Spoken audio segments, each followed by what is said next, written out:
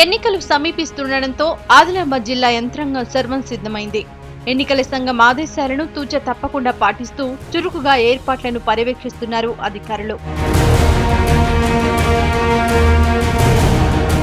జిల్లా వ్యాప్తంగా ఎక్కడికక్కడ నిఘా ఏర్పాటు చేశారు అధికారులు. 47 చెక్పోస్టులు ఏర్పాటు చేశారు.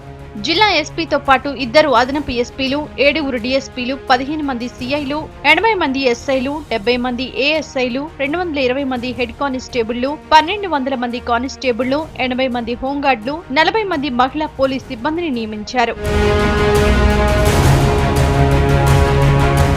నియోజకవర్గానికి 1 చొప్పున వీడియో సర్వే లైన్స్ బృందాలను ఏర్పాటు చేశారు. రెచ్చగొట్టే వ్యాఖ్యలు ఉన్నట్లయితే కోడ్ ఉల్లంఘన కింద షోకాజ్ నోటీసులు జారీ చేస్తున్నారు.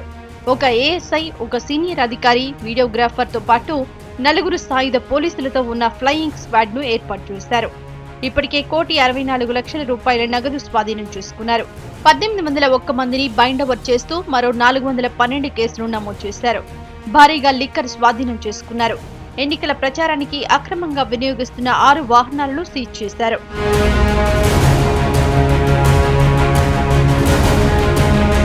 ఎన్నికల సమయంలో ఎట్టి పరిస్థితుల్లోనూ కోడ్ ఉల్లంఘన జరగకుండా కట్టుదిట్టమైన ఏర్పాటు చేశారు అధికారులు.